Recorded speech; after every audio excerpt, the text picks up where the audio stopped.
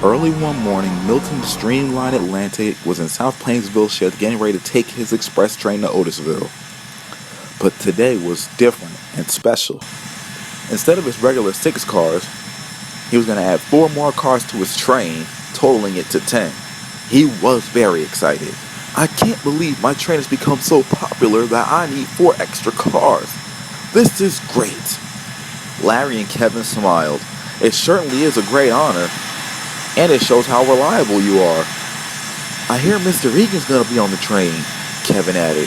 Oh yes he is, replied Milton, so I have to make sure that I do very well. I'm sure you will, Larry said to Milton. Good luck. Thank you both. And with that, Milton puffed away.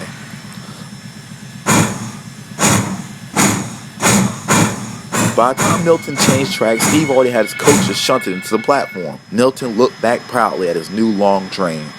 This is magnificent, said Milton to himself, and as soon as the conductor was ready and the passengers loaded, Milton puffed away. Now Milton, as I said, is an Atlantic. Atlantic-type locomotives are perfect for fast passenger trains, but climbing hills with heavy loads is something that they weren't built for, and Milton was going to find this out.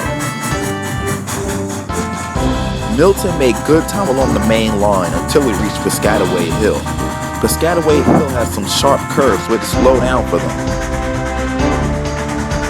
He made his way up the hill, but he went slower and slower and slower until finally he came to a complete stop.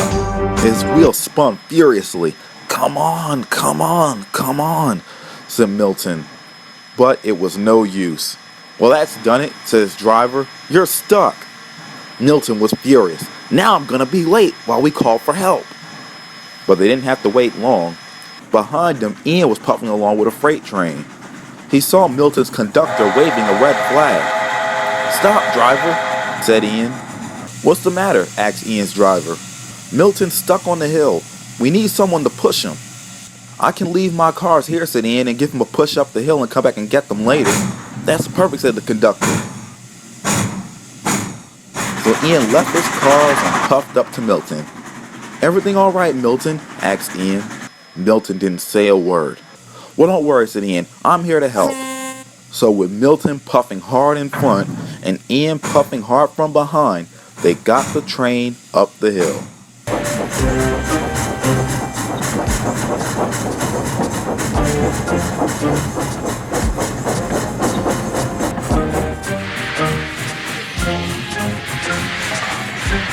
They soon reached the top.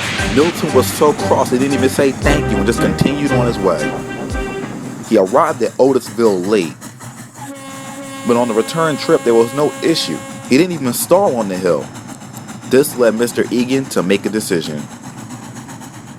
Next morning at the sheds, Ray came to speak to Milton. Milton, Egan told me about the trouble that you had on Piscataway Hill yesterday. Don't remind me, said Milton.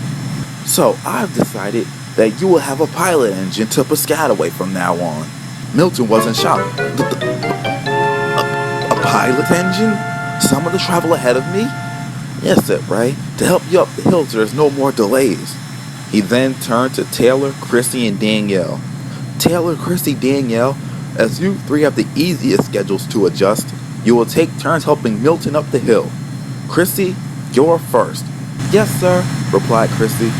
Milton groaned. Chrissy and Milton soon got refueled with water and oil and made their way toward the station. Milton was still grumbling, but Chrissy was optimistic. Don't think of this as a negative, Milton, Chrissy said. Think of this as a positive. At least you're getting your passengers to the station on time. Milton didn't say anything. And as soon as everything was ready, they puffed away. Chrissy tried her best to be positive, but Milton was making the journey pure hell for her. Not even making it up Piscataway Hill with no trouble cheered him up. When they reached the bottom of the hill, they stopped so Chrissy could be uncoupled. At least I don't have to look at your big old ugly tender anymore, Milton said. Big ugly tender, said Chrissy. She quickly reversed and bumped into Milton. Hey, said Milton, watch it. Next next time you watch what you say, said Chrissy smartly. Milton didn't care at all. He just snorted and puffed away. And then he said I had a big old ugly tender, said Chrissy to Danielle and Taylor. I'm not helping him again. Don't be so harsh, Chrissy. It was probably just first day jitters. Larry actually might be right, said Taylor. Maybe he might be fine with me tomorrow once he slept on it. But Taylor was wrong. Milton was just as bad as he was with Chrissy and gave Taylor hell all the way up the hill.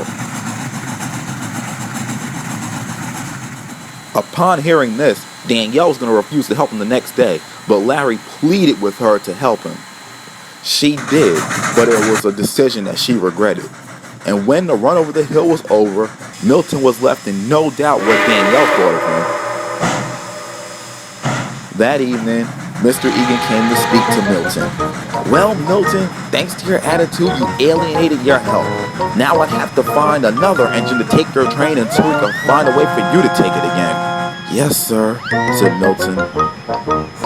Although Milton wasn't put on freight trains, he was put on slow passenger trains.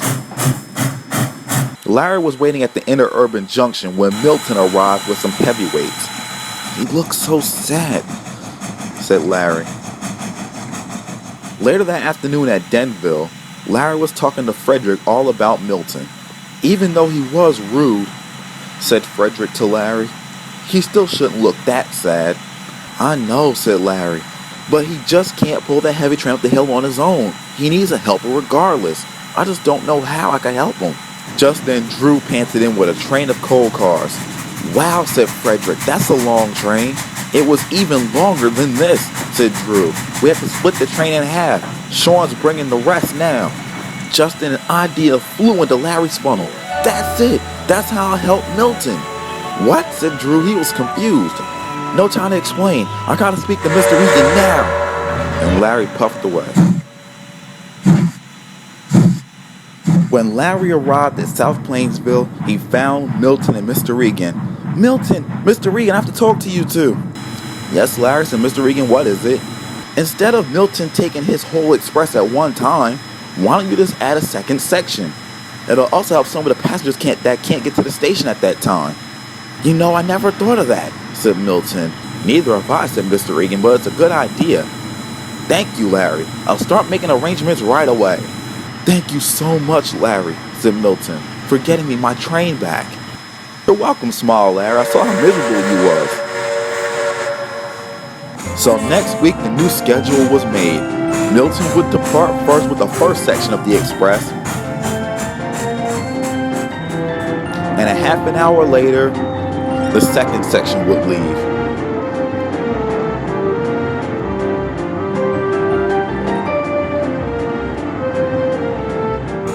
Milton made it on time to Otisville, and when he got there, he knew he had one more job to do before he went back. He went to Otisville Sheds and spoke to Taylor, Christy, and Danielle. I know you three were just trying to help and you were following instructions. I'm so sorry I was rude to the three of you. We accept your apology, said Christy. We don't hate you. Yes, added Taylor, and we're very happy you found a way to actually keep your train. Yes, indeed, said Danielle, because you're great at pulling it. Thank you, replied Milton. Even though Milton hasn't had a helper engine since that incident, he now doesn't see helpers as a bad thing. He sees it as a good thing and a way to get his passengers to their station on time.